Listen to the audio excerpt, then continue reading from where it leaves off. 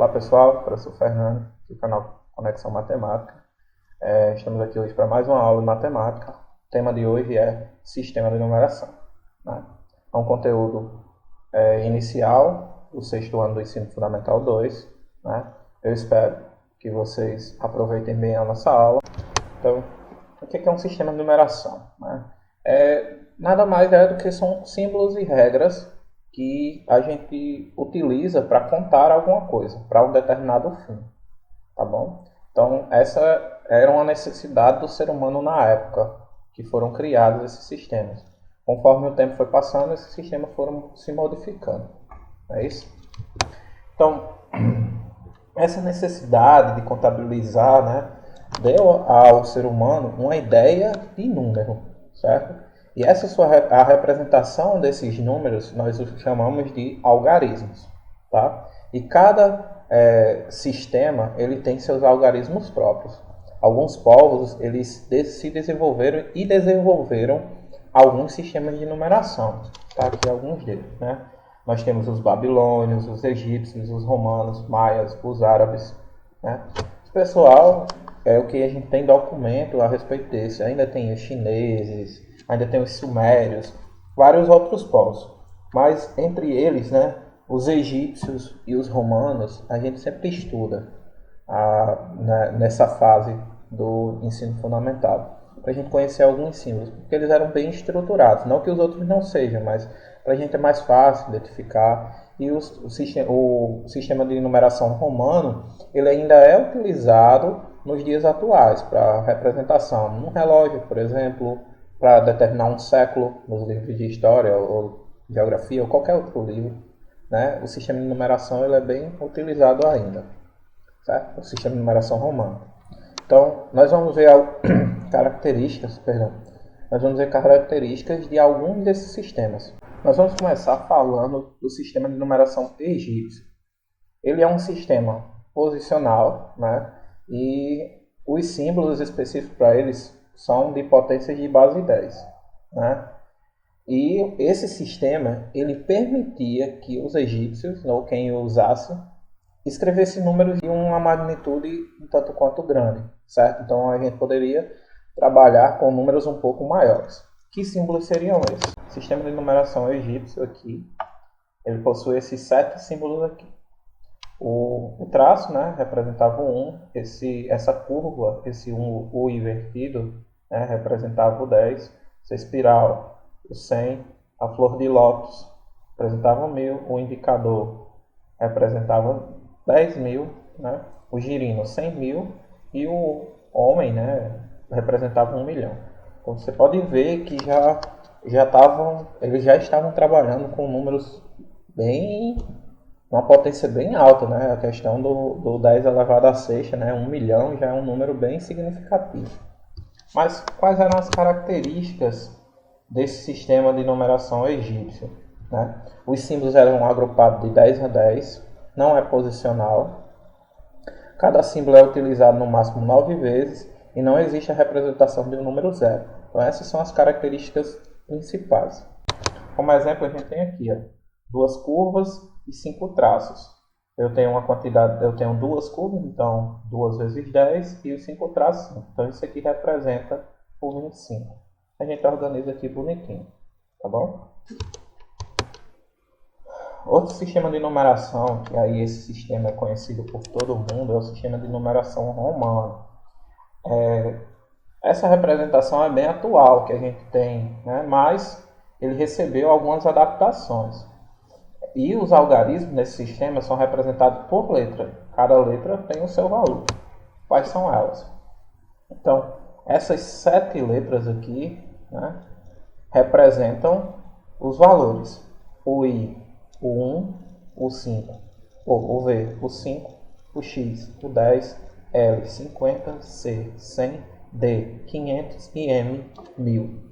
Então, o nosso sistema de numeração romano, você pode até ver aqui isso. Não, isso é bem mais limitado do que o sistema egípcio, mesmo assim a gente utiliza hoje. Não. As regrinhas, né, do sistema de numeração romano, ela permite escrever números altos também, como 1 milhão. Mas depende de como a gente vai escrever. Tá certo? Aí eu vou passar as características para vocês agora. Quais são as características? Ó, o mesmo símbolo pode repetir até 3 vezes. Para os símbolos repetidos, a gente realiza a soma, ou seja, se eu colocar 3 símbolos que podem ser repetidos, que eu vou falar já já, mais de uma vez, a gente vai somando esses caras. Não só eles, mas outros também.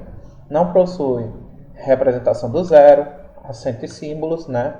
Os símbolos menores à esquerda indicam a subtração e uma barra superior indica a multiplicação por 1000. Vamos lá. O mesmo símbolo que pode se repetir 3 vezes. Quais símbolos? Não são todos os símbolos que podem se repetir 3 vezes. Quais são os símbolos que podem se repetir 3 vezes? O I, o X, o C e o M, ou seja, as potências de base 10. Então só o 1, o 10, o 100 e o 1000. Eles são os que podem repetir 3 vezes. Tá certo? Então se aparecer I, é um número, esse é o número 3. XXX, 30. CCC, 300. MMM, 3000. Então eu vou somar cada um desses valores para agrupar. Tá bom? Então não pode nem o V, nem o L, nem o D. Nenhum desses 3 símbolos pode ser repetido. Certo? Os símbolos menores à esquerda indicam subtração. Como assim? Se você está numa representação num sistema de numeração romano e você usa 2 símbolos e o símbolo que está à esquerda tem um valor menor do que o símbolo que está à direita, então aí indicam a subtração. Por exemplo, I e o V. O I vale 1, né? A gente fazendo a transformação indica 1 e o V indica 5. Então na hora que eu escrevo o I à esquerda do V, significa que eu tenho uma operação, a subtração aí. Seria 5 menos 1, que é 4. Então, IV representa 4. Para não ter que escrever 4 Is. Então, eles utilizaram esse sistema que dá para escrever todos os números sem nenhum problema. Porque depois... e o 6, como é que faz? O V e o I à direita. O maior à esquerda do menor. Então, soma. Certo? Se for um menor à esquerda do maior, a gente subtrai. Mas nem todos, mais uma vez, nem todos os símbolos podem ser escritos à esquerda do outro. Por exemplo, antes do V, os únicos símbolos que podem vir à esquerda são o I, o X e o C. Tá bom? I, X e C. Esses são os 3 símbolos que podem vir à esquerda do outro. Por exemplo, antes do V e do X eu posso colocar o I. Tá bom? Assim eu vou representar o 4 e assim eu vou representar o 9. Certo? Antes do C e do L e do C, que o L representa 50 e o C representa 100.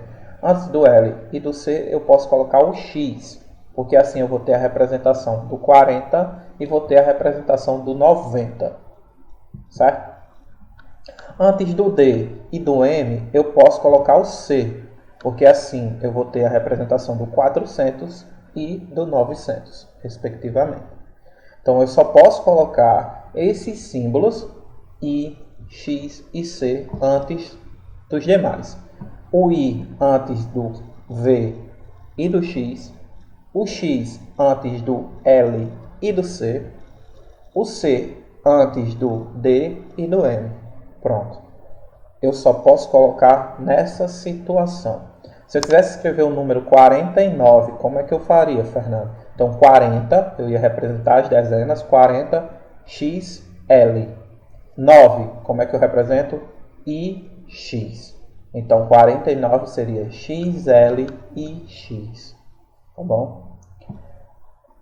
Perfeito. E agora? Essa barrinha superior. Essa barrinha superior indica uma multiplicação por 1000. Então, se eu quero escrever, por exemplo, 6.000, eu escrevo o número 6, VI, e coloco a barrinha em cima. Se eu quero escrever 7.000, coloco 7, VII, e coloco a barrinha. Se eu quero escrever 10.000, coloco o X, coloco a barrinha. Então, toda vez que eu quiser um número multiplicado por 1000, eu coloco a barrinha lá. Tá certo, pessoal? Por último, mas não menos importante, é o nosso sistema de numeração decimal, sistema indo-arábico. ele possui 10 símbolos, que são os algarismos que nós conhecemos, representados de 0 até 9, que nós chamamos de algarismos. Ele passou por muitas mudanças no decorrer do tempo. Aqui eu trouxe para vocês uma espécie de tabelinha que mostra a evolução dessa simbologia, né? No hindu, 300 a.C., olha como era a marcação deles, não tinha representação do 0. Já em 500 depois de Cristo, veja aí tem pelo menos um pouco mais de 800 anos, né? A gente já tem uma ideia do 0. 900 depois de Cristo, depois disso, só houve uma mudança no formato, na escrita desses símbolos, né? Até chegar no atual, esse italiano, em 1400 depois de Cristo, a gente já tem algo bem parecido com o que a gente tem hoje. E hoje nós utilizamos esses termos aqui, de 0 a 9. Aqui no caso está do 1 a 0. Né? Que incrível. Quais são as características desse sistema? Esse sistema foi um dos, né, que tem como característica a existência do 0. A ideia do 0 ela é extremamente importante. Né? Às vezes a gente descarta o estudo do 0, mas ele é incrivelmente necessário para o nosso sistema de numeração. Ele é um ponto de referência, certo? Esse sistema é posicional, ou seja, cada algarismo, se ficar numa posição diferente, ele vai representar um valor diferente. Por exemplo, 34. Se a gente fosse comparar só os algarismos 3 e 4 soltos, sem estar num número, pertencente a um número, é claro que o algarismo 4 representa uma quantidade maior do que o algarismo 3. Mas quando eu estou dentro de uma situação em que eu tenho, por exemplo, 34, o 4 está à direita, ele está em uma ordem que a gente chama de ordem das unidades. E o 3 está em outra ordem que chama de ordem das dezenas. Quanto mais à esquerda, maior será a quantidade de unidades que aquele número representa. Então esse 3 do 34, ele não está representando o 3, ele está representando 30 unidades. Porque é assim que o nosso sistema de numeração ele se comporta. Mas isso vai ficar para outra aula, porque por hoje é só, pessoal. Muito obrigado, bons estudos. Eu espero que vocês tenham gostado da aula. Qualquer dúvida, mais uma vez, coloca no comentário aí, dá aquele joinha esperto e a gente se vê na próxima aula. Muito obrigado. Valeu!